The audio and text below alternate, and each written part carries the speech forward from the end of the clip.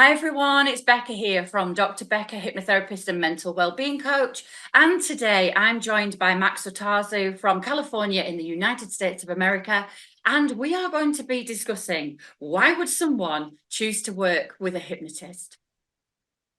So Max, why would someone choose to work with a hypnotist? Oh, well, that's a fantastic question. There's really a wide variety of reasons why. We want to talk about just different conditions that it'll treat. You go down with PTSD, trauma, anxiety, depression. We'll go down with IBS, addictions, guilt. There's a wide variety of different things that can be treated with hypnosis. And it's not just that, but it's also how quickly you get results with these things. Um, I've had sessions that are only 1 or 2 sessions long, and somebody's completely treated, never have to come back again. But I think that the biggest reason why you'd actually want to work with a hypnotist one-on-one with them is for calibration and also for synergy. Now, let's kind of break down why we want to talk about this. Calibration. What is calibration? Calibration is this ability that the hypnotist has to kind of change tack, change directions, their approach, and try to match most perfectly what you need as a client. So what does that look like? That means that I may be slowing down. I may be speeding things up. I may completely use a different technique. I may just want to motivate you so that you can just get to that next little bit. But ideally, that's what I'm looking at is calibration. And the second one is synergy. Synergy is this, okay, the very best description I've ever heard of synergy is you have one horse. You'd imagine you have one horsepower. If you add a second horse, you have 2 horsepower, supposedly. But synergy is something that gets developed in the mix, that it's not just 2 horsepower. Somehow you have 3 horsepower. So there's this amplifying effect. There's this exponential growth that gets to happen when you get to work with a hypnotist. That's what I see. Do you have anything similar? Do you see things differently? How would you approach your personal practice? Okay, so if I was looking for a hypnotist myself to help me overcome a particular challenge, achieve a goal, overcome a difficulty, then I would be taking care to see. I'd be looking to find out, can that hypnotist help me? So I want to feel that I want to feel that I have a rapport, that I have a connection. So a bit like what you said with the synergy type thing, I want to feel that I have a connection with that therapist. I want to feel that they can help me. Do we click? So I'd want to research them a little bit, I suppose. I'd want to search them out on social media, maybe. I'd want to have a look at their website. I'd want to see if we have if I have a feel for them, if we have a connection. And then I would want to look at, what they can do to help. So what do they offer me? Do they understand me? I mean, I think the best thing that you can do really is have a chat with your hypnotist, face-to-face chat over Zoom or even a telephone call, actually to see if you can work together.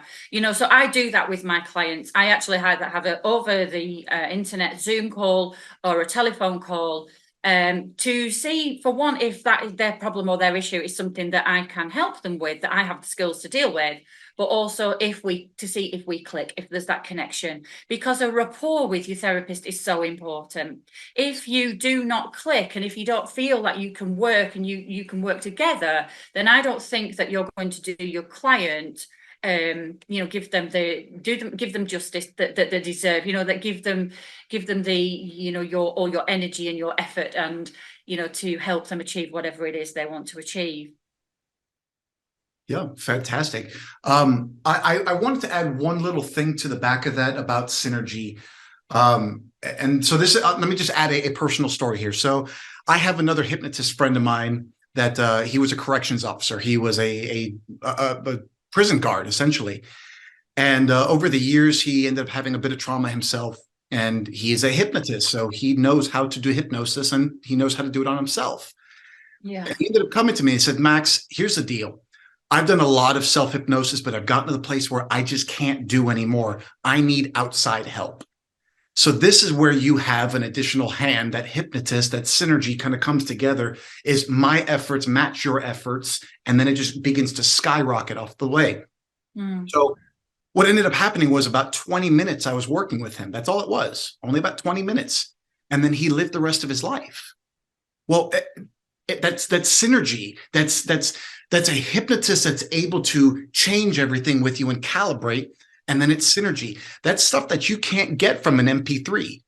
That's stuff that you can't get from a hypnotist who reads from scripts. Absolutely. It's blocked off. They don't have any lateral movement. So when you find somebody who is very experienced, they will know how to calibrate, and they will know how to work with you synergistically. Absolutely. And I think sessions, they can be very dynamic, can't they? Because like we've discussed previously, that the issue is never the issue. So clients come to see you with one thing, thinking they want help to achieve a particular thing, or overcome a particular thing. But when you actually get down to the nitty-gritty, there's something else behind it. So that's, the skill of the therapist is to calibrate with your client, and to reassess and to move dynamically the session in reaction to whatever the client brings up at the time. Yeah. Matter of fact, while you kind of mentioned that brought up another story. Actually, I just recently worked with a gentleman, and he decided that he didn't want to tell me what the situation was. So we went in very blind, and he just simply told me, yeah, I have panic attacks. That's all I knew, panic attacks. So you think that something has happened around physical. Turns out that there was a whole lot of stuff that he had a bunch of judgment from certain people that turned into panic attacks, but he didn't want to tell me what it was. So in the middle of the session, I have to readdress, recalibrate, refigure what's going on. And I have to ask questions like, is this about judgment? Nod yes or no. And those are those times that if he says no, I have to recalibrate in a different direction. If he says yes, now I know what direction I'm going. And I have to consistently be doing that, because the reality is it judgment of parents? Is it judgment of the community? Is it judgment of your own kids? Is it judgment of your siblings? It could be a whole wide variety of things, but you have to learn as a hypnotist to try to find where exactly that's coming from. Yeah, absolutely. That's where your skill comes in, isn't it? Definitely. Yeah. Reading your client and listening to them and following their lead. Yeah, definitely. But yeah, this is exactly why I would choose to work with a hypnotist rather than just an MP3. I know that it's super easy to get online, get on YouTube, type in healing sounds, hypnosis MP3, put it in and go to sleep. The reality is, I really think that you're just going to sleep. I don't think you're actually going into real hypnosis. And if you do go into hypnosis, it's very light, and it's not going to be any remarkable changes in your life. It's just going to be a state where you can think about things. Yeah, and I think MP3s have their place. I definitely do. Sure. Sure. I think they can be really useful for work and reinforcing things that are done in the session, and for relaxation, or for reinforcing a particular point. And but if as opposed to, you're right, I think as opposed to actually seeing a physical hypnotist to address a particular problem, as opposed to just downloading a recording off YouTube, I think there is a significant difference. Yeah, I mean, I think it's like drinking a thimbleful of water when you're starving, thirsty, rather than actually drinking a big mug.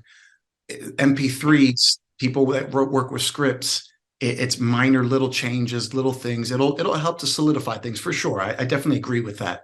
As far as the big dynamic changes that need to be made in life, when you have to completely correct your style of thinking because of trauma and PTSD, my experience has been that those things just don't cut the mustard. Yeah, absolutely. Well, thank you so much, Max. That was really interesting listening to you share your perspective on why someone would choose to work with a hypnotist. So until next time, thank you so much for watching. Take care. See you again.